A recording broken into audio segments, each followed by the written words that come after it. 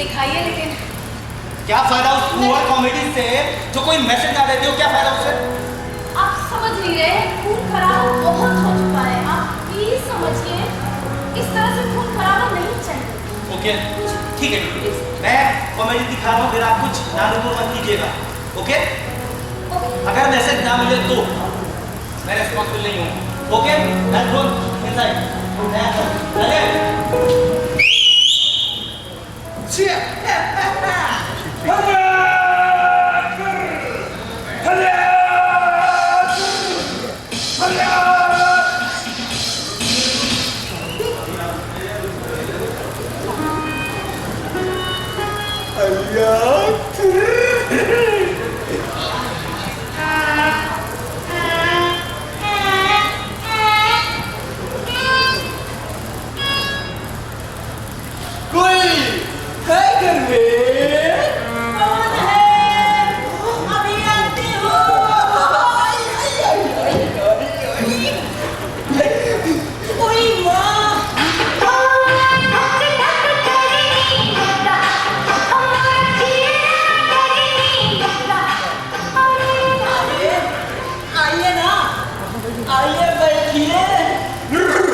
बैठ नहीं सकता हूँ, ड्यूटी पर हूँ ना।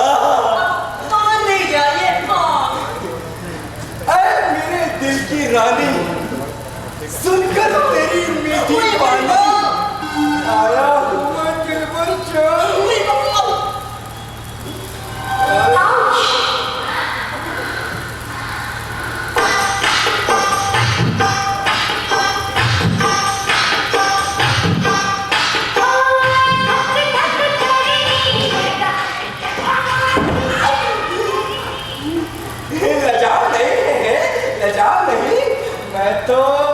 मैं तो घर का ही आदमी हूँ ना। मेरी चंद्रमुखी, कब से तेरा चंद्रमा देखने को आके तरस रही है।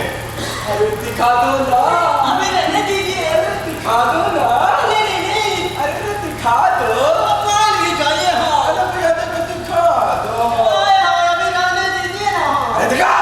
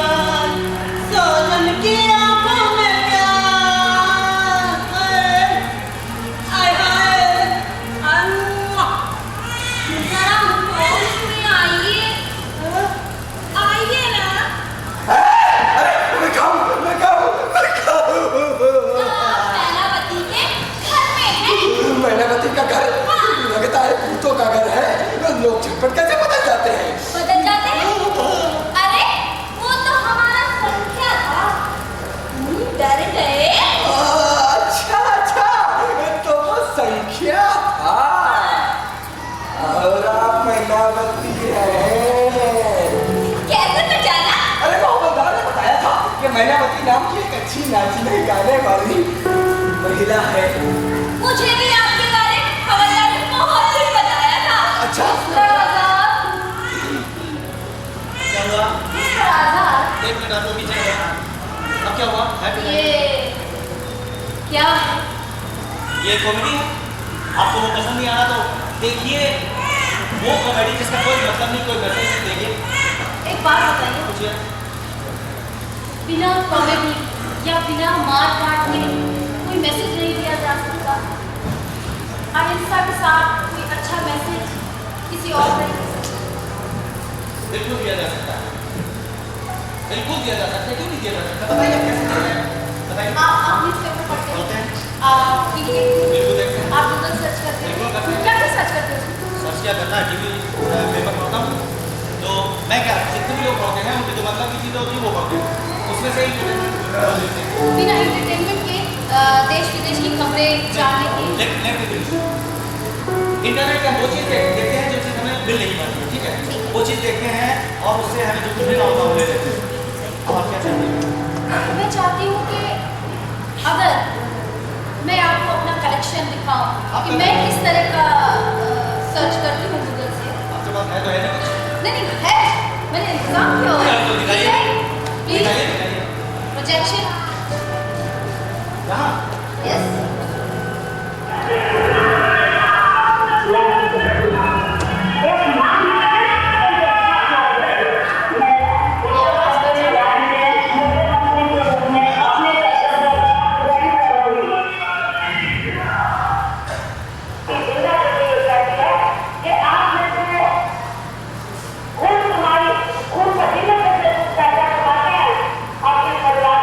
तो मायावती है।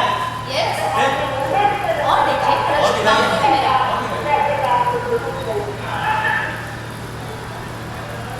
ओह, Barack Obama, yes. Legend personality. Nice.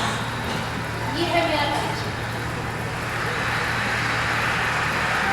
आपको क्या लगता है, क्या हमारी दर्शक इस तरह की न्यूज़ नहीं देखते? बिल्कुल देखते हैं, अब इसको कौन निकाल सकता है?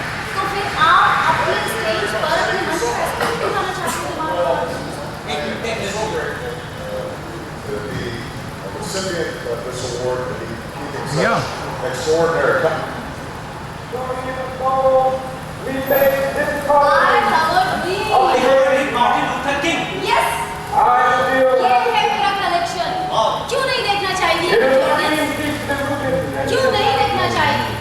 तो फिर ऐसा करना है, इनमें से कुछ लेजेंडरी लोगों को आप क्या स्टेज पर बुलाकर इन लोगों से बिल्कुल बुला सकती हूँ। मुझे लगता है बुलाना ही चाहिए। आपको क्या लगता है? नहीं, बुलाना ही चाहिए। जब कुछ अलग तरह का होना चाहिए ना।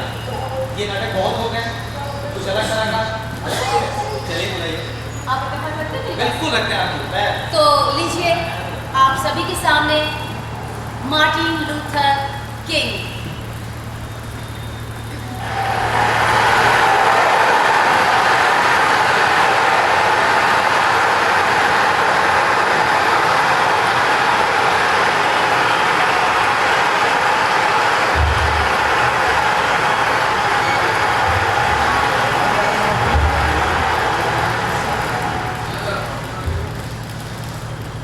Myself, Martin Luther King Jr.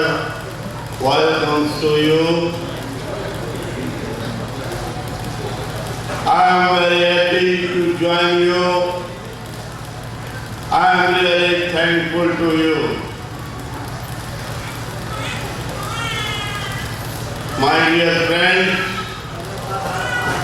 मेरे साथियों, इस घटना को 100 साल बीतने पर भी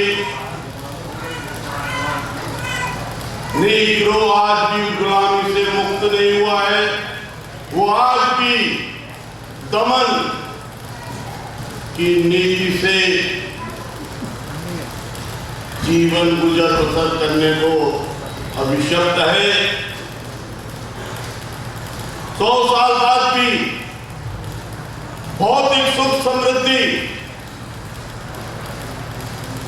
और तमाम सुखों से भरपूर इस महासागर जैसे देश अमेरिका में वो निर्धनता के टापू पर गुजर बसर करने को अभिशप्त हो रहा है, परेशान हो रहा है।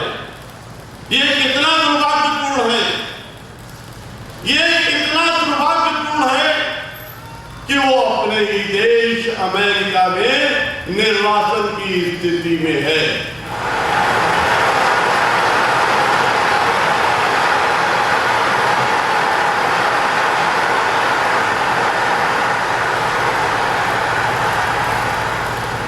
हम इसलिए एकत्र हुए इस शर्मनाक सच्चाई पर हमें खुलकर रोशनी डालनी है, उसको सामने लाना है। इसको ऐसे भी समझ सकते हैं कि हमें अपना एक चेक कैश कराना है।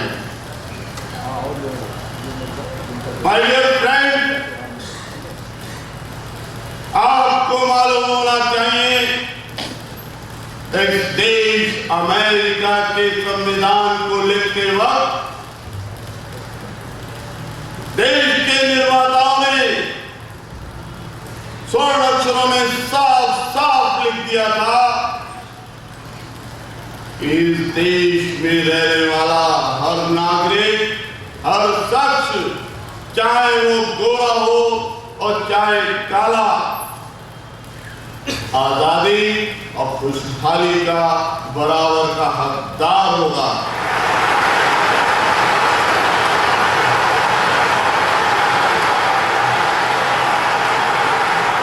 ये हम कैसे मान ले कि न्याय के बैंक की तिजोरी दिवालिया घोषित होकर खाली हो गई हो और इस देश में धन की कमी हो गई हो।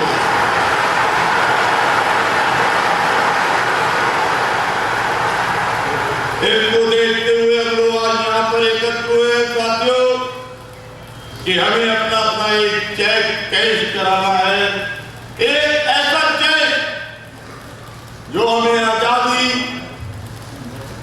न्याय की मांग का हक दिला सकेगा। हम इस पावन भूमि पर इसलिए एकत्र हुए हैं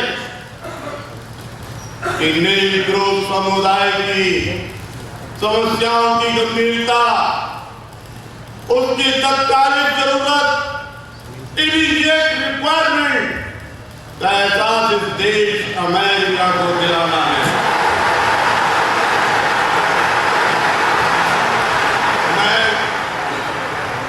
मैं इस देश अमेरिका को चुनौती भी देना चाहता हूं। इस देश अमेरिका को चुनौती देना चाहता हूं कि यदि उसने नीग्रो समुदाय की समस्याओं के लिए उसको गंभीरता से नहीं लिया, उसकी अनदेखी करी, तो ये उसके लिए प्राण घातक होगा और नीग्रो समुदाय की न्यायपूर्ण मांगों की झुलसा देने वाली गर्मी तब तक शांत नहीं होगी, तब तक नहीं टलेगी, तब तक यहाँ से नहीं हटेगी, जब तक आजादी और बराबरी की सुहानी हवा अपने जलवे नहीं बिखेरेगी।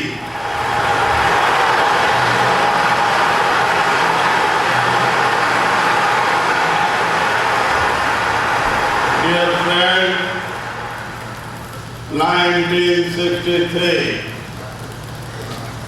1963 किसी युग का अंत नहीं बल्कि एक शुरुआत है। जिन लोगों को ये मुआवजा है, जिन लोगों को ये मुआवजा है कि नीग्रो समुदाय के जोश की हवा सिर्फ ढक्कन उठा देने से निकल जाएगी, सब कुछ शांत हो जाएगा, सब कुछ सहज हो जाएगा, उसको बहुत बड़ा धक्का लगने वाला है।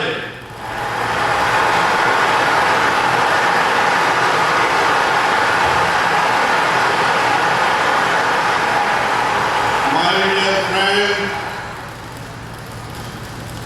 आपसे मुझे एक बहुत जरूरी बात भी करनी है। राजमहल के द्वार पर दस्तक देते समय हमें बहुत कुछ ध्यान में रखना है कि अधिकार पूर्ण और औचित्यपूर्ण मार्ग में पहुंचने से पहले हमसे कोई गलती या कोई काम ऐसा ना हो जाए जिससे हम पाप के भागीदार बन जाएं। Dear friends, you know, Gandhi from India,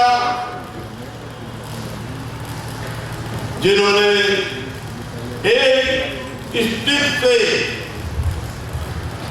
India को आजाद कराया और इस स्टिक का नाम था अहिंसा। आपको पता है Martin Luther king Gandhi ji के बताए हुए पश्चिमों पर चलते हमेशा उन्होंने अपने जो मानने वाले थे, उनके पीछे चलने वाले थे, उनको ये संदेश दिया कि आंदोलन कभी भी अहिंसात्मक नहीं होना चाहिए। ये गांधी जी ने तो दिया है। जो भी आंदोलन या जिस आंदोलन में भी हिंसा होती है वो आंदोलन कभी अंजाम तक नहीं पहुंचता है। आई थिंक ये वही स्पीच है जो अमेरिका के वॉशिंगटन में 1963 में 28 अगस्त 1963 को दी। यस ओके, वॉशिंगटन में। Very good. महात्मा गांधी जिन्होंने अहिंसा के ही सहारे इंडिया को आजाद कराया, हमें उस अहिंसा को, उसके मार्ग को अपनाना है। लेकिन एक बात ध्यान रखनी है कि आजादी की ललक, आजादी का जोश अपने दिल में बराबर कायम रखना है, उसको निरंतर अपने अंदर रखना है।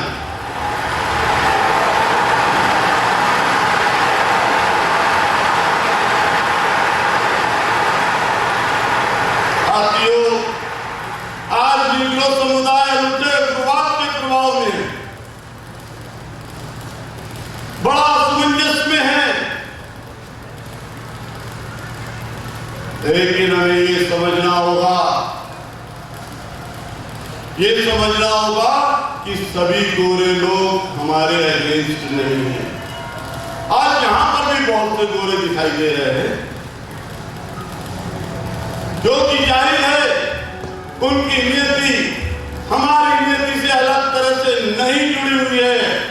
वो जानते हैं कि उनकी आजादी हमारी आजादी के बिना कोई मायने नहीं रखती।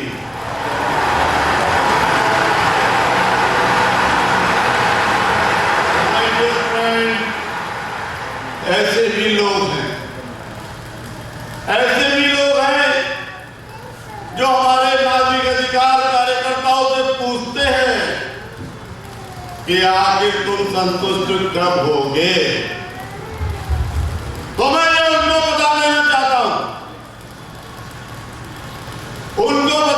चाहता हूं कि जब तक एक नीग्रो या उनका परिवार पर वो निशंसता पुलिस की जारी रहेगी जो बताई नहीं जा सकती, उसका शिकार होता रहेगा, तब तक हम संतुष्ट नहीं हो सकते। जब तक लंबी यात्राओं से थका हारा हमारा शरीर राजमार्गों के होटलों और शहर के होटलों में ठहरने का अधिकार प्राप्त नहीं कर लेता, तब तक हम संतुष्ट नहीं हो सकते। हम संतुष्ट नहीं हो सकते जब तक एक नीग्रो की उड़ान छोटे गेटों से शुरू होकर बड़े गेटों में समाप्त होती रहेगी, तब तक हम संतुष्ट नहीं हो सकते। जब तक हमारे बच्चे पहचान से वंचित होते रहेंगे, हम बड़ा संतुष्ट कैसे हो सकते हैं।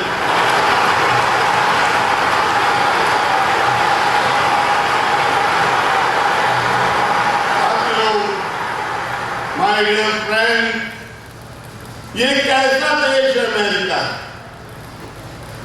ये कैसा देश अमेरिका है साथियों, जहां पर वोट देने का अधिकार नहीं है। मिसिसिपी राज्य में जब तक वोट देने का अधिकार नहीं मिल जाता, न्यूयॉर्क में रहने वाला हर शख्स, हर नागरिक, हर नीग्रो ये पूछता रहेगा कि इस देश में ऐसा क्या है जो वो वोट नहीं डाल सकते। तब तक हम संतुष्ट नहीं हो सकते, बिल्कुल संतुष्ट नहीं हो सकते, जब तक इंसाफ पानी की तरह बहता हुआ हम तक नहीं आता।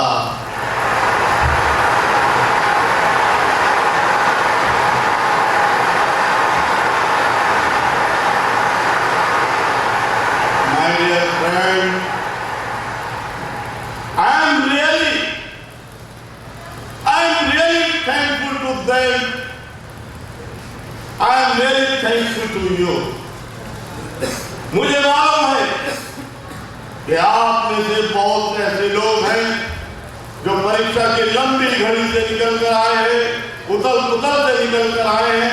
कुछ ऐसे भी लोग हैं जो जेल की तंग कोठरियों से सीधे निकल कर आकर यहाँ आने का साहस जुटा पाए हैं। I am really thankful to them. अधिकार की लड़ाई में यातना क्या होती है? अगर कोई पूछना चाहता है तो वो आपसे पूछे। Myself requesting to you, आप यहां से जाएं, विश्वास के साथ जाएं और काम करते रहें और ये जान लें अल्टीमेटली ह्यूमलेशन गेट टू फ्रीडम, यातना अंततः मुक्तदायिनी होती है।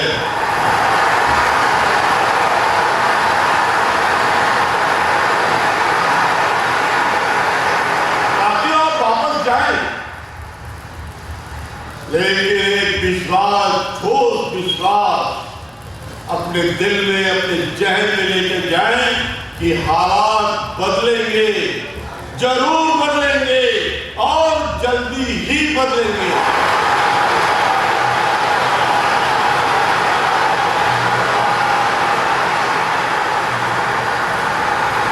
My dear friend, I have called James from Negro community। मैं आपसे कहता हूं कि लंबी समय से कल की मुश्किलें झेलने के बाद भी मेरे अंदर सपनों की लौ बदल रही और इस सपने की जड़ें वास्तविक अमेरिकी के सपने के साथ जुड़ी हुई हैं।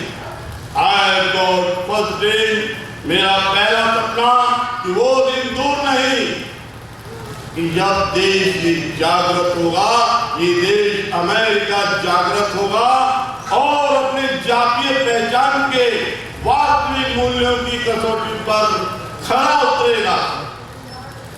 मेरा दूसरा सपना, आई गॉट सेकंड ड्रीम, कि जब अन्याय और दमन की ज्वाला में झुलस रहे मिसिसिपी राज्य में आजादी और इंसाफ का दरिया बहेगा। I have got also a dream,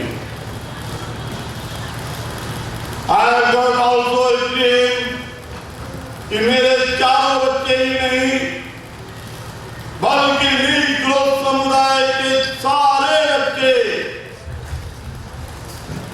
चमड़ी के रंग से नहीं, अपने काम से पहचाने जाएंगे।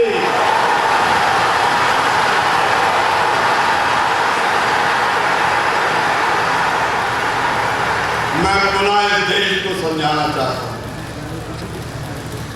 मैं पुनः इस देश को समझाना चाहता हूं कि यदि यह देश अमेरिका को महान देश बनना है तो नीग्रो समुदाय की ओर से मेरे द्वारा इस मंच से कही गई सारी समस्याओं, सारी बातों की ओर उसको ध्यान देना होगा। इसलिए साथियों, न्यू हैम्पशायर के गगनचुंबी शिखरों से आना चाहिए आजादी की पुकार और न्यूयॉर्क के पर्वत शिखरों से आना चाहिए आजादी का उद्घोष और पेंसिल्वानिया से होनी चाहिए आजादी की गर्जना।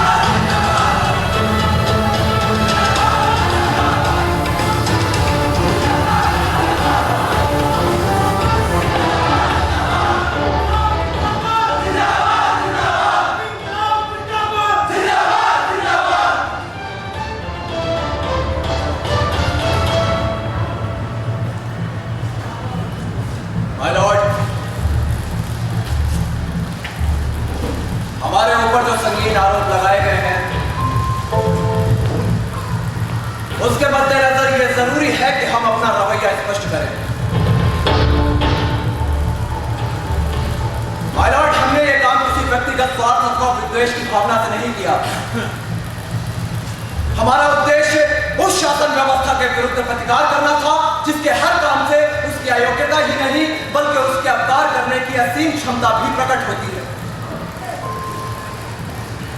माय लॉर्ड, हमारा एकमात्र उद्देश्य बहरों को सुनाना और शोषितों की मांग पर ध्यान न देने वाली सरकार को समय रहते चेतावनी देना था। हम साम्राज्यवादी शोषकों को यह बतला देना चाहते हैं कि मुट्ठी भर आदमियों को मारकर किसी आदर्श को समाप्त नहीं किया जा सकता और ना ही 2 नगण्य आदमियों को कुचलकर राष्ट्र को दबाया जा सकता है। फांसी के फंदे, साइबेरिया के खाने जब रूसी क्रांति की आपको नहीं बुझा सकी तो ये अध्यादेश और सेफ्टी बिल्स भारत में क्रांति की लौ को क्या रोक सकेगा? नौजवानों को जेल में ठूस कर क्या आप क्रांति के अभियान को रोक सकेंगे?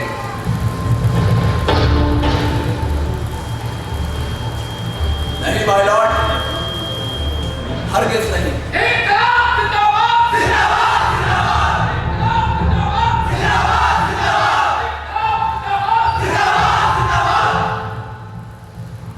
क्रांति?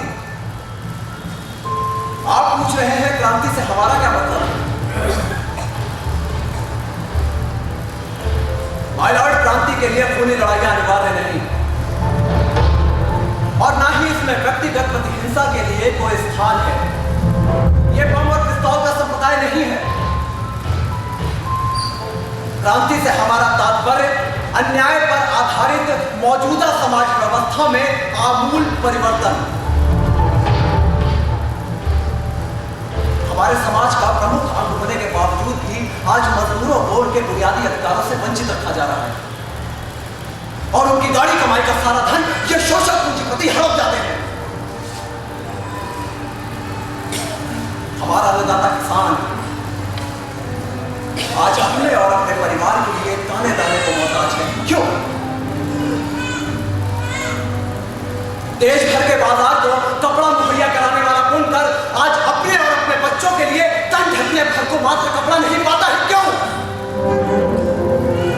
ये सुंदर महलों का निर्माण करने वाले राजगीर, बढ़ई, लोहार खुद गंदे बालों में रहकर अपनी जीवन लीला समाप्त कर जाते हैं। क्यों माय लॉर्ड? और दूसरी तरफ ये समाज की जो शोषक पूंजीपति जरा जरा सी बातों पर लाखों का मारा न्यारा कर देते हैं।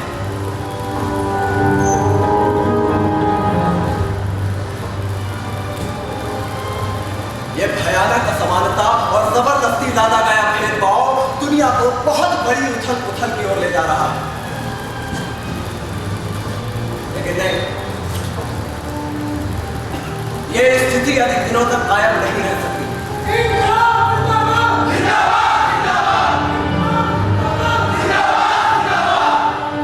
सभ्यता के इस ढांचे को यदि समय रहते संभाला नहीं गया तो ये भरभरा कर गिर जाएगा।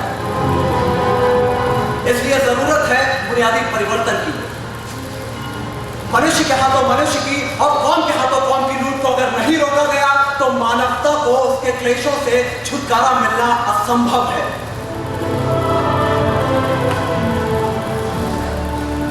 माय लॉर्ड, क्रांति से हमारा तात्पर्य अंततोगत्वा एक ऐसी सामाजिक व्यवस्था से है जो इस प्रकार के संकटों से बरी होगी और जिसमें सर्वहारा वर्ग का आधिपत्य सर्वमान्य होगा, जिसके फलस्वरूप स्थापित होने वाला विश्व संघ मानवता को पूंजीवाद के बंधनों से और साम्राज्यवादी युद्ध की तबाहियों से छुटकारा दिलाने में समर्थ हो सकेगा। और माय लॉर्ड, यदि मेरी इस चेतावनी पर ध्यान नहीं दिया गया और वर्तमान शासन व्यवस्था उठती हुई जनशक्ति के मार्ग में रोड़े अटकाने से पास नहीं आई तो क्रांति के इस आदर्श की पूर्ति के लिए एक भयानक युद्ध का छिड़ना अनिवार्य है।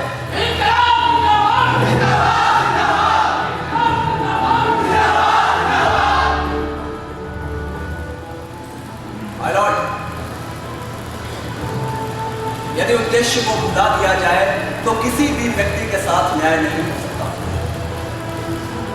क्योंकि उद्देश्य को नजर में ना रखने पर संसार का बड़े से बड़ा सेनापति एक साधारण सा हत्यारा नजर आएगा। टैक्स वसूल करने वाले अधिकारी चोर और जासूस दिखाई देंगे और खुद रईसों पर कत्ल का अभियोग लगेगा। यदि उद्देश्य की उपेक्षा की जाए तो हर धर्म प्रचारक झूठ का लगेगा और हर एक पैगंबर पर आरोप लगेगा कि उसने करोड़ों भोले मासूम लोगों को गुमराह किया। मालूम, यदि उद्देश्य को पूरी तरह बुला दिया जाए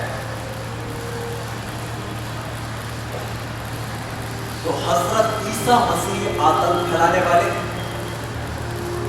विद्रोह का प्रचार करने वाले और शांति भंग करने वाले दिखाई देंगे और कानून के नजरों में खतरनाक आदमी माने जाएंगे।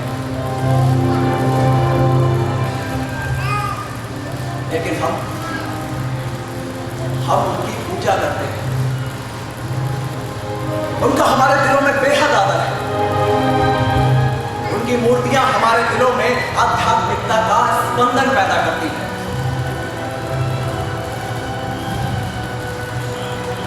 ये क्यों?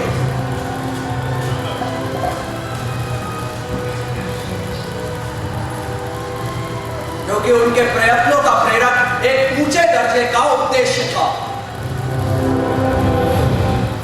कानूनी दृष्टि से उद्देश्य का प्रश्न खास महत्व रखता है ना। माय लॉर्ड जनरल डायर का उदाहरण लीजिए। उसने गोली चलाई और सैकड़ों बेकसूर निहत्थे लोगों को मार डाला, लेकिन आपकी फौजी अदालत ने उसे गोली का निशाना बनाने के हुक्म देने के बजाय लाखों रुपए इनाम में दे दिए। यह सिद्धांत किस कदर गलत है माय लॉर्ड।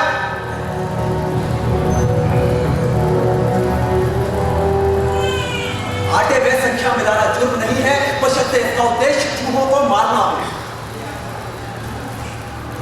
यदि इससे किसी आदमी को मार दिया जाता है तो यह कत्ल का अपराध बन जाता है। हमें हत्या के प्रयत्न के अपराध में सजा दी गई है माय लॉर्ड।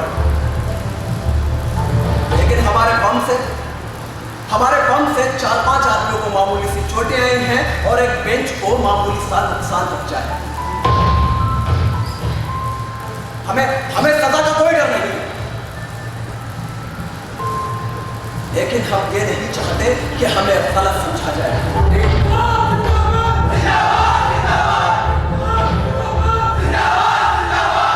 इनकलाब जिंदाबाद से हमारा वो उद्देश्य नहीं है जो आमतौर पर गलत अर्थ में समझा जाता है।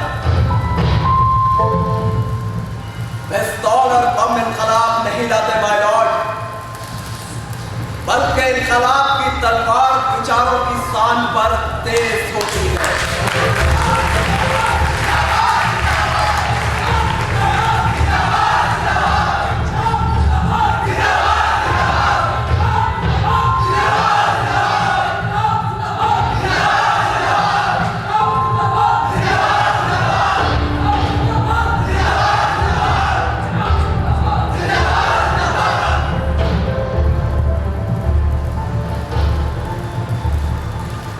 हम अभी से क्या बताएं, क्या हमारे दिल में है, क्या हमारे दिल में है। सरफरोशी की तमन्ना अब हमारे दिल में है। देखना है जोर कितना बाजुए कातिल में है। इनकलाब जिंदाबाद! इनकलाब जिंदाबाद!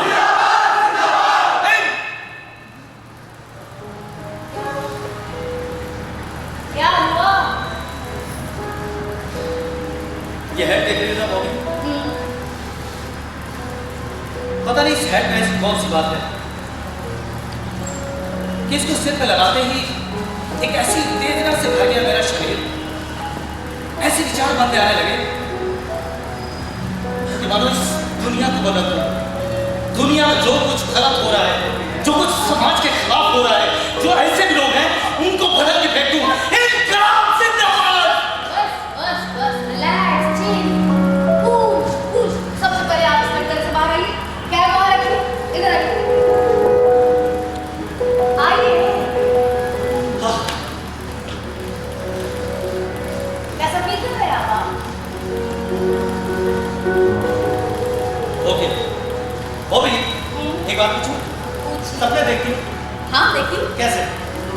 सोते जागते चलते फिरते लेटते बैठते कैसे देखा उसको? सोते जागते तो देखती हूँ, कभी कभी उठते बैठते भी देखती खुली हूँ। आंखों से कभी सपना देखा है? हाँ देखे।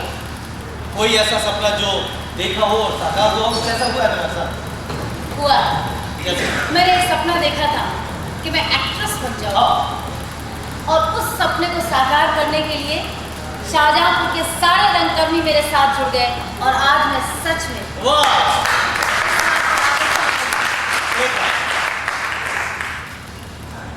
सपने कहे जाते हैं बहुत अच्छे होते हैं जो खुली आंखों से देखे जाए, और जिनकी वजह से नींद ना आए, वो सपने अच्छे होते हैं। सही है। जैसे हमारे डॉक्टर APJ अब्दुल कलाम साहब कह गए हैं, सपने हमेशा खुली आंखों से देखो, बड़े देखो। जिस दिन सपना देखो खुली आंख से, उसी दिन से उस सपने को साकार करने के लिए लग जाओ और नींद ना आए। बिल्कुल सही। ऐसी हमारे देश के एक बहुत बड़ी कंपनी पाश, उन्होंने सपने को एक कविता दी है, मैं दूं? प्लीज। उन्होंने कहा कि सपने हर किसी को नहीं आते, सपने हर किसी को नहीं आते। बेजान बारूद के कड़ों में सोई आंख को सपने नहीं आते। पति के लिए उसकी हथेली के पसीने को सपने नहीं आते। शेल्फों में पड़े इतिहास ग्रंथों को सपने नहीं आते। सपनों के लिए लाजमी है झेलने वाले दिलों का होना। सपनों के लिए नींद की नजर होना लाजमी है। सपने इसीलिए हर किसी को नहीं आते, इसीलिए हर किसी को नहीं आते। वाह। क्या बात है। ऐसे ही एक और व्यक्ति, महान पर्सनैलिटी, जिन्होंने खुली आंखों से एक सपना देखा और बचपन से ही उस सपने को साकार करने के लिए प्रयत्न करते रहे, और उस सपने को लगभग साकार करने की तरफ कदम बढ़ा लिए। समझ लीजिए ना मैं जी क्या बोल रहा हूं? हाँ, मैं अब आपके समक्ष बुलाना चाहती हूँ भारत रत्न डॉक्टर भीमराव अंबेडकर जी को। बड़े आदर के साथ भीमराव अंबेडकर जी।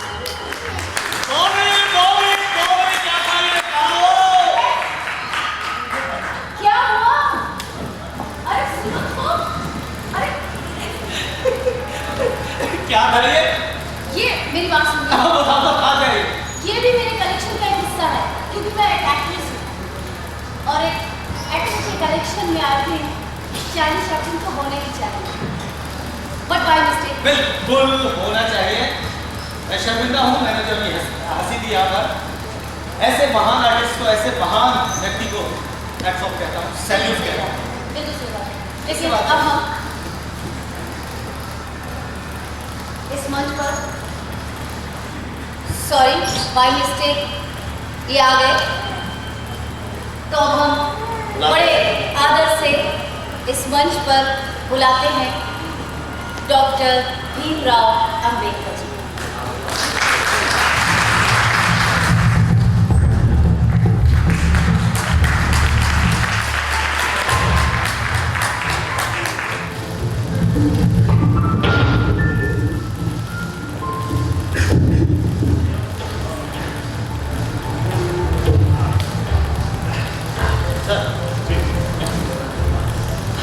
सबसे पहले आपसे दो तीन छोटे छोटे सवाल, उसके बाद आपकी कुछ बात। आपसे कुछ जानना चाहते हैं कि आपने अपने जीवन में सबसे पहले ऐसा कब महसूस किया कि उच्च जाति के लोगों के द्वारा निम्न जाति के लोगों का शोषण हो रहा है या उनको उस नज़र से नहीं देखा जा रहा है, ऐसा आपको कब महसूस हुआ? ये घटना तब की है जब मैं 6 वर्ष की आयु थी। मैं अपने चाचा और भाई के साथ गांव से बैलगाड़ी से जा रहा था। तो रास्ते में बातचीत होते हुए जब बैलगाड़ी वाले को ये पता लगा कि मैं बाहर जाति का हूँ, तो उसने हम लोगों को बेइज्जत करके बैलगाड़ी से नीचे उतार दिया। मुझे उस 6 वर्ष की आयु में ही इस जात पात का ऊंच नीच का पहली बार मात्र 6 वर्ष की आयु। आपसे दूसरा एक सवाल छोटा सा कि आप 6 वर्ष की आयु के थे जिसमें आपको ये आन हुआ या आभास हुआ, लेकिन ऐसे विचार कब आए आपके दिल में कि ये जो भयानक असमानता चल रही है कुछ वर्गों के बीच, इसके लिए आवाज़ उठाई जाए या कोई आंदोलन चलाया जाए या फिर समानता की बात की जाए, ऐसा आपने सबसे पहले आपके दिल में कब आया, कब सोचा? यह घटना बॉम्बे की है। जब मैं एक बार चाय की दुकान पे गया, मैंने चाय का ऑर्डर दिया, तो बातचीत होते हुए जब चाय वाले को यह पता लगा कि मैं बाहर जाति का हूं, तो उसने मुझे बेइज्जत करके दुकान से बाहर निकाल दिया। उसे डर था कि उच्च जातियों के हिंदुओं ने मुझे यहां पर देख लिया तो उसकी दुकानदारी ठप हो जाएगी। लेकिन अपमान की यह तिलमिला देने वाली घटना मेरे मन में घर कर गई। फिर मैंने निम्न जातियों के मानवीय अधिकार के लिए आवाज उठाने का जड़ संकल्प किया। आपसे एक आखिरी सवाल, तो आखिरी सवाल यह है कि एक बार आपने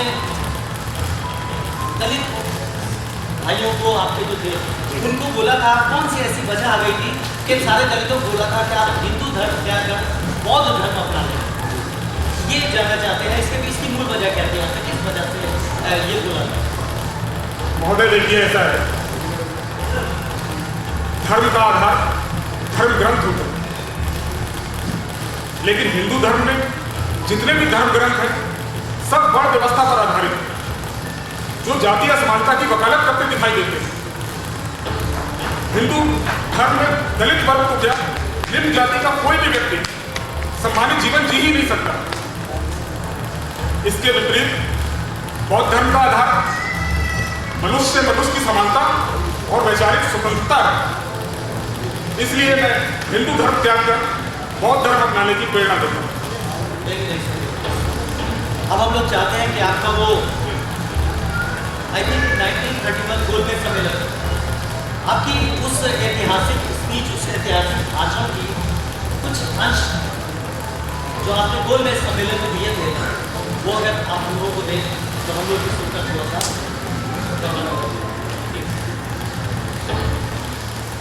इस कॉन्फ्रेंस को संबोधित करने के लिए खड़े होने का मेरा मुख्य रूप से उद्देश्य यही है कि जिस दलित वर्ग के प्रतिनिधि के रूप में पर उपस्थित हूं, वह भारत की कुल जनसंख्या का 5वां भाग है, अर्थात इंग्लैंड और फ्रांस की जनसंख्या के बराबर।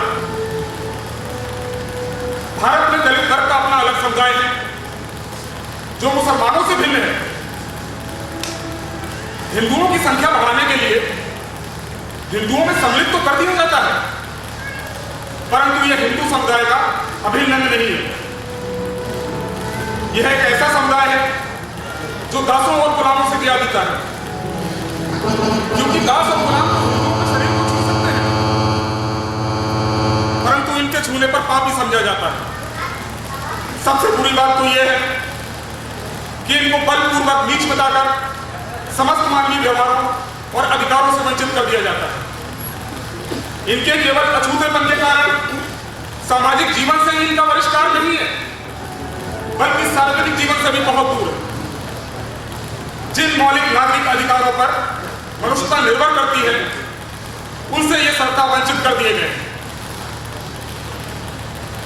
भारत में जो नौकरशाही सरकार है, उसके स्थान पर एक ऐसी सरकार की स्थापना होनी चाहिए जो जनता की सरकार हो, जनता के हित के लिए कार्य करे और जनता द्वारा बनाई गई हो।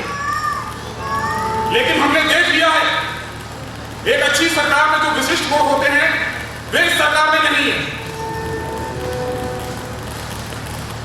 ब्रिटिश सरकार से पहले भारतीय समाज में जो हमारी स्थिति थी, उसके साथ में जो अपनी वर्तमान परिस्थिति की तुलना करते हैं, तो हम अपने आप को आगे खड़े होने के स्थान पर बिल्कुल वही खड़ा पाते हैं जहां हम पहले थे। हमारी दशा में कोई परिवर्तन नहीं हुआ। ब्रिटिश सरकार से पहले हम अपने अछूतेपन के कारण घृणित दशा में थे। प्रश्न होता है, क्या ब्रिटिश सरकार ने हमारी उस दयनीय परिस्थिति को दूर करने के लिए कुछ किया? ब्रिटिश सरकार से पहले हम मंदिरों में प्रवेश नहीं कर सकते थे, क्या आप कर सकते हैं? ब्रिटिश सरकार से पहले हम पुलिस में भर्ती नहीं हो सकते थे, क्या आप हो सकते हैं? ब्रिटिश सरकार से पहले हम कुओं तक से पानी नहीं ले सकते थे, क्या आप पानी ले सकते हैं? ब्रिटिश सरकार से पहले हम फौजी सेवा में भर्ती होने से वंचित थे, क्या ब्रिटिश सरकार ने फौजी सेवा में भर्ती होने के लिए दरवाजे खुलवाए हैं? नहीं। इन प्रश्नों का ब्रिटिश सरकार के पास कोई सकारात्मक जवाब नहीं। हाँ, अपने लंबे शासन के दौरान ब्रिटिश सरकार ने जो अच्छे कार्य किए हैं, हम उन्हें साहस स्वीकार करते हैं, किंतु यह सत्य है कि हमारी दशा में कोई महत्वपूर्ण परिवर्तन नहीं हुआ। जहां तक हमारी बात है, ब्रिटिश सरकार ने उस सामाजिक व्यवस्था को जैसा उन्होंने उसे पाया वैसा ही स्वीकार कर लिया। हमारे पुराने घाव ज्यों के त्यों खुले पड़े हैं, जिन्हें ना तो साफ किया गया है और ना ही उन पर मरहम पट्टी की गई है। लेकिन ब्रिटिश सरकार को अपना शासन करते हुए 150 साल का लंबा समय बीत गया, लेकिन हमारी स्थिति में कोई परिवर्तन नहीं आया। ऐसी सरकार किस काम की? हम अंग्रेजों पे दोष नहीं लगाते कि उन्होंने उपेक्षा से काम किया या उनमें सहानुभूति की कमी थी, किंतु हमें निश्चित रूप से समझते हैं कि वे इस समस्या का समाधान नहीं कर सकते। यदि ये केवल उपेक्षा का प्रश्न होता तो इतनी बड़ी बात न होती, और इससे हमारे दृष्टिकोण में इतना बड़ा अंतर न आया होता। लेकिन परिस्थिति का गहरा विश्लेषण करते हुए हम इस परिणाम पर पहुंचे हैं कि यह कोई ऐसी बात नहीं कि हम किसी पर केवल उपेक्षा का भाव रखने के लिए दोष लगा सकते हैं, बल्कि यही कहा जा सकता है कि अंग्रेज इस कार्य को कर सकने में समर्थ ही नहीं है। दलित वर्ग भली भांति जानता है कि भारत में ब्रिटिश सरकार के सामने दो बड़ी रुकावटें हैं। पहली रुकावट आंतरिक है, जो उन लोगों द्वारा उठ खड़ी होती है जो शासक है। ये लोग हमारी कठिनाइयों को दूर करने में बाधक है और हमें इतनी प्रबल अभिलाषाओं की ही ओर से विमुख और उदासीन नहीं किए हैं, बल्कि हमें शिक्षा से भी वंचित रखते हैं। इसलिए नहीं कि हमारी सहायता नहीं कर सकते, बल्कि इसलिए हमारी प्रगति में सहायता करना इनके सिद्धांत, आचरण और स्वार्थ के विरुद्ध है। दूसरी रुकावट बाहरी है, जो घातक और भयानक है। भारत सरकार उन सभी सामाजिक बुराइयों को दूर करने की आवश्यकता समझती है जिसने भारतीय समाज को भीतर ही भीतर घुल की तरह खा रखा है और जिसने दलित वर्ग के जीवन को इतने वर्षों से दूभर बना रखा है। भारत सरकार समझती है कि जमींदार लोग जनता का खून चूस रहे हैं और पूंजीपति लोग ना तो मजदूरों को पूरी मजदूरी देते हैं और ना ही उन्हें ढंग से जीने की सुविधाएं देते हैं। फिर भी यह अत्यंत दुखपूर्ण है कि भारत सरकार ने इन सामाजिक बुराइयों का दूर करने का साहस नहीं किया। क्यों नहीं किया? क्या भारत सरकार को इन सामाजिक बुराइयों को दूर करने की शक्ति नहीं मिली? नहीं, ऐसी बात नहीं है। बात दरअसल यह है कि आर्थिक सामाजिक बदलाव में सरकार अपना दखल नहीं देना चाहती, क्योंकि उसे डर है कि उसका हस्तक्षेप कहीं उसके सामने प्रतिरोध न खड़ा कर दे। ऐसी सरकार से जनता को क्या लाभ हो सकता है? ऐसी सरकार जिसे दो बाधाओं के बीच लकवा मार दिया है, अधीनता में रहने से क्या लाभ हो सकता है? इसलिए हमें एक ऐसी सरकार चाहिए जिसकी शक्ति की बात तो ऐसे लोगों के हाथों में हो जो जानते हो कि लोग कहां तक आज्ञा का अनुसरण करेंगे और कहां प्रतिरोध खड़ा करेंगे। हमें ऐसी सरकार चाहिए जो ऐसे लोगों के हाथों में हो जो देश के सर्वोत्तम हितों के प्रति बिना किसी लाभ के समर्पित हो सके। समय की पुकार और न्याय के मांग के अनुरूप आर्थिक और सामाजिक दोनों ही परिवर्तन करने में तनिक भी न घबराएं। दलित वर्ग द्वारा उठाए गए कुछ ऐसे प्रश्न हैं जिनके उत्तर उन्हीं की दृष्टि के अनुरूप सहजतापूर्वक मिलने चाहिए। दलित वर्ग का पूर्ण रूप से निष्कर्ष है कि भारत की नौकरशाही सरकार हमारी शुभचिंता करते हुए भी किसी प्रकार का परिवर्तन लाने में असमर्थ रहेगी। यह सरकार कुछ शिकायतें भी दूर नहीं कर सकती। हम ये जानते हैं कि हम अपनी तकलीफों को स्वयं जितना दूर कर सकते हैं वह दूसरा नहीं कर सकता। लेकिन जब तक हमारे हाथों में राजनीतिक शक्ति नहीं आती, हम अपनी तकलीफों को दूर नहीं कर सकते और ब्रिटिश सरकार ऐसे ही बनी रहेगी। तब तक यह भी स्पष्ट है कि राजनीतिक शक्ति का कोई भी भाग हमें नहीं मिलने वाला। केवल स्वराज मिलने से ही उसका संविधान हमें राजनीतिक शक्ति दिला सकता है जिससे हम अपने लोगों की समस्याओं को हल कर सकते हैं।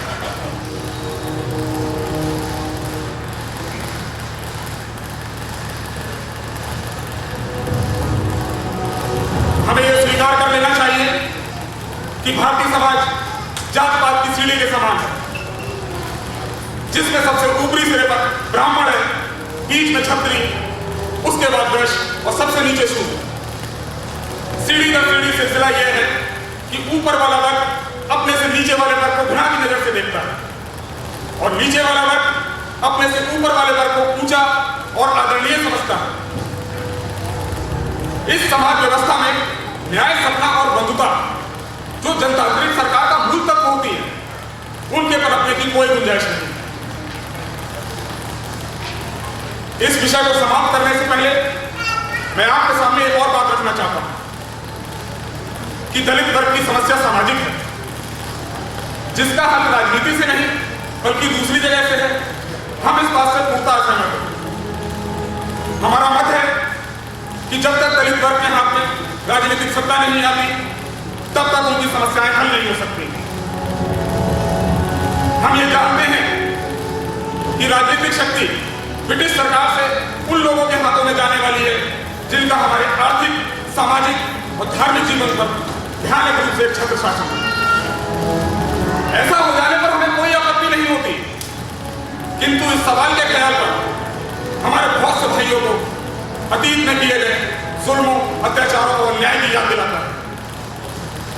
उन्हें डर है कि भविष्य में इसका रूप और भी अधिक दुश्वार होगा।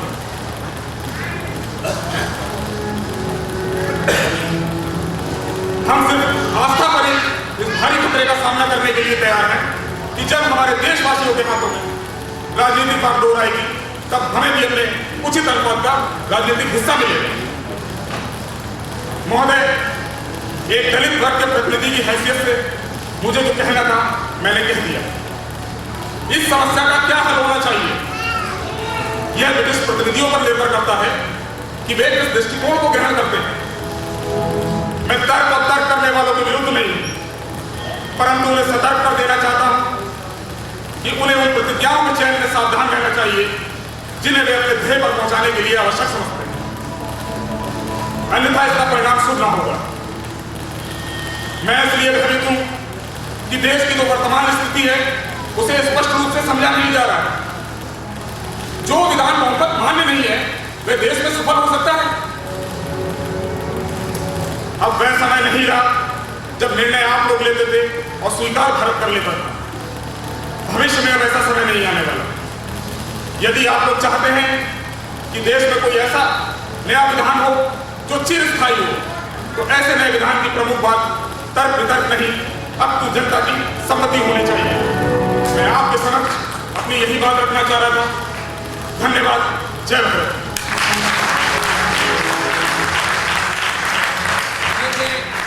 डॉक्टर अंबेडकर साहब, उस भाषण के कुछ अंश जो उन्होंने गोलमेज सम्मेलन में दिए, आपका बहुत बहुत शुक्रिया।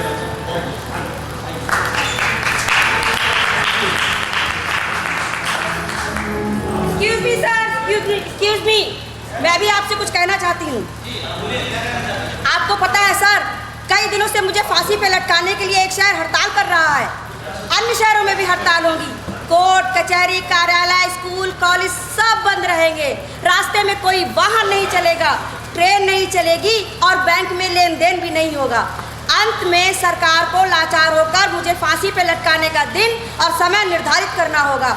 और पता है सर ये सब क्यों हो रहा है? सिर्फ लिखने के कारण। क्या बात कर रहे हैं? सिर्फ लिखने के कारण? हाँ जी, सिर्फ लिखने के कारण। ऐसा क्या लिखा आपने? मैंने स्त्रियों के बारे में लिखा है सर। ओह, स्त्रियों के बारे में? जी। तो फिर मैं आपको भी आमंत्रित करता हूँ कि आप मंच पर आए और आपको जो कुछ कहना है बेबाकी से कहें। आइए, स्वागत है आपका।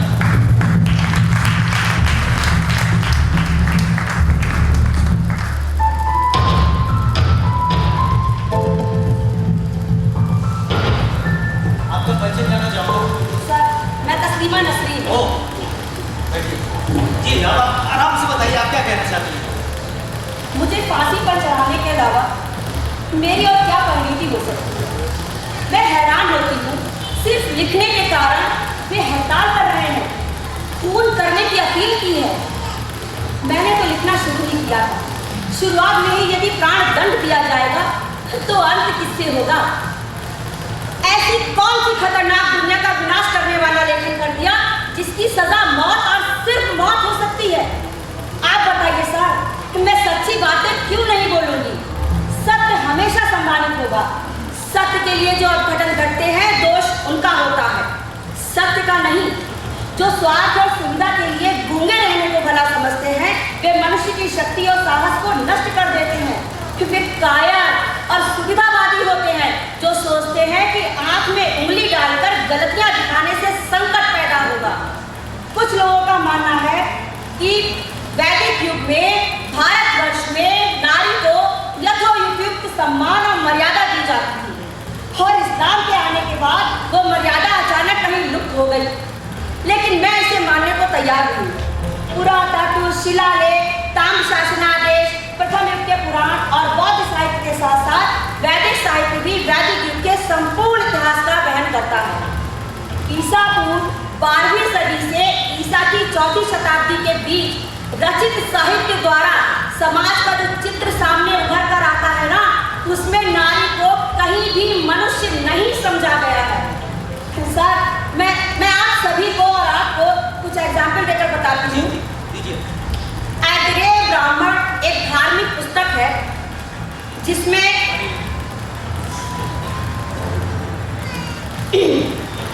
ऐतरेय ब्राह्मण एक धार्मिक पुस्तक है जिसमें उसी नारी को उत्तम समझा जाता है जो नारी अपने पति को संतुष्ट करे, पुत्र संतान को जन्म दे और अपने पति से कभी भी बढ़ चढ़कर ना बोले। यानी कि जो नारी अपने पति को संतुष्ट नहीं करती, पुत्र संतान को जन्म नहीं देती और अपने पति से बढ़ चढ़कर बोलती है, उसे अवश्य ही अधम समझा जाता होगा, है ना? यानी कि नारी उत्तम है या अधम, ये पुरुष की संतुष्टि पर निर्भर करता था। और हमारे धर्म सूत्र कहते हैं कि नारी को एक से ज्यादा पति रखने का अधिकार नहीं है, लेकिन पुरुषों को कई पतियां रखने का अधिकार होता है। इसके अलावा उन्हें मदिरालय वैश्यालय जाने की पूरी छूट होती है। लेकिन आप बताइए, आप सभी बताइए, क्या नारियों के लिए कहीं पतितालय जाने की व्यवस्था है? क्या कहीं पतितालय जाने की कोई रीति है? नहीं है। इसके अलावा और भी हमारे धर्मसूत्र है। मैंने लिखा है, वशिष्ठ धर्मसूत्र कहता है, पिता रसति कौमारे पति रसति यौवने रसति स्त्रीवीर्ये पुत्राना स्त्री स्वातंत्र महत्। इसका अर्थ है, कुंवारी अवस्था में नारी की रक्षा पिता करेंगे, यौवन में पति और बुढ़ापे में पुत्र। नारी को बांदी बनाए रखने का कौशल हमारे शास्त्रों को बहुत अच्छी तरह से आता है। और सुनिए, आवस्थम धर्मसूत्र में कहा गया है कि निसंतान पत्नी को आप 10 वर्षों के बाद त्याग सकते हैं। जो स्त्री कन्या संतान को बार जन्म देती है उसे 12 वर्ष बाद, और जिस स्त्री के बच्चे जीवित नहीं रहते उसे 15 वर्ष बाद त्यागा जा सकता है। झगड़ालू या कलहपरायण स्त्री को तो तुरंत त्याग सकते हैं। और सुनिए, बोधायन धर्मसूत्र बताता है, यदि पत्नी अपुत्रा है तो उसे त्यागा जा सकता है, और पति पुत्र संतान की प्राप्ति के लिए दूसरी शादी कर सकता है। आवस्थम धर्मसूत्र में यह भी लिखा हुआ है कि उपनयन संस्कार नारी का अधिकार नहीं है, और ब्रह्मचर्य नारी के लिए निषिद्ध है। आप खुद सोचिए, शिक्षा के सारे रास्ते नारियों के लिए बंद, यानी कि सिर्फ अपने पति को रूप गुण यौवन के जरिए मुक्त करने और पुत्र संतान की जननी होने में ही नारी की सार्थकता है। प्राचीन युग में भारत में पुरुषों को गणिकाओं के साथ भी भोग करने का पूरा अधिकार दे रखा था। मैत्रेयी संहिता में कहा गया है, नारी अशुभ है, यज्ञ करते हुए किसी कुत्ते शूद्र या नारी की तरफ देखना वर्जित है। और सुनिए, आवस्थम धर्मसूत्र में कहा गया है कि काली चिड़िया, गिद्ध, नेवला, छछूंदर और कुत्ते की हत्या करने पर जो प्रायश्चित करना पड़ता है, वही प्रायश्चित नारी हत्या करने पर भी करना पड़ता है, यानी कि केवल एक दिन के व्रत का पालन। औरतों के बारे में ऐसी घटिया सोच एक ही धर्म की कटौती नहीं है। हमारे मुसलमान घरों में एक पुस्तक होती है, मकसूदुल मोमिनीन।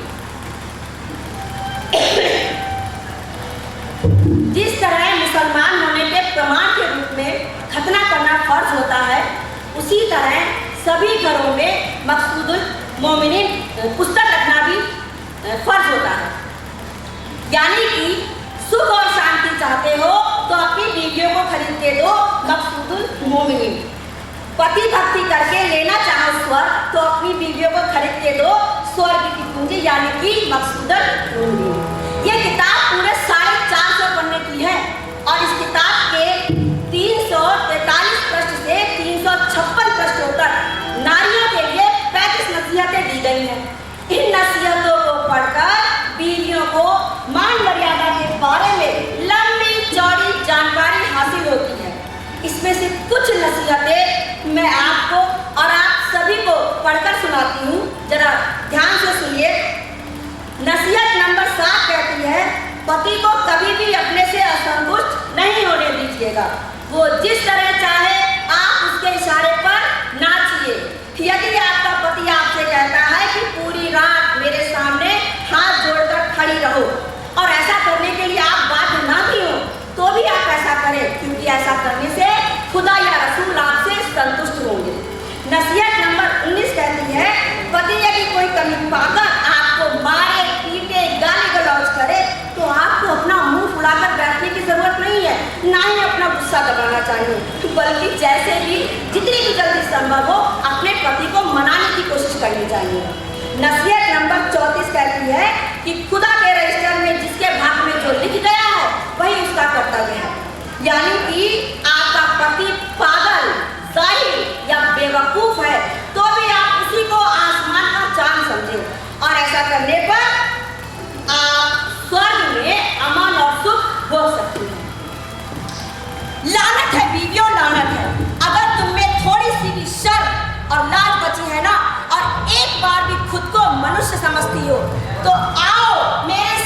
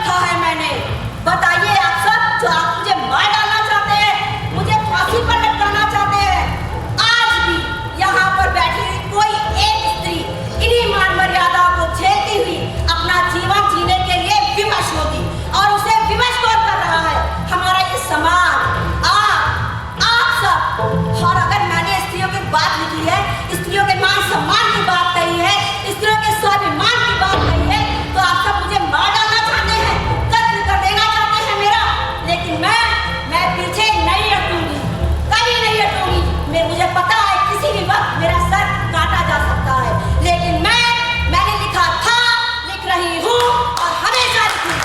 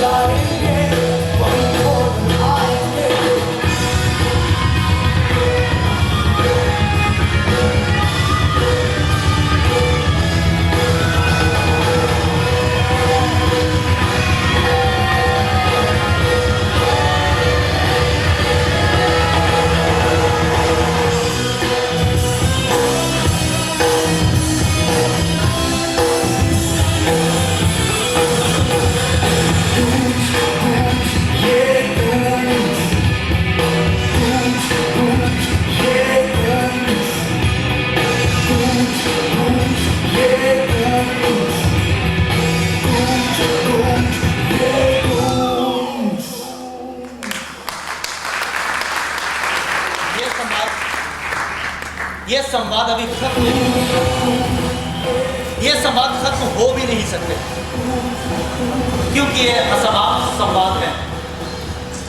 ये संवाद रह रहकर प्रश्न उठाते रहेंगे, रह रहकर समाज से मुठभेड़ करते रहेंगे, क्योंकि ये असमाप्त संवाद है। यही कहता है हमारा नाटक, और यही है हमारा एक प्रयास।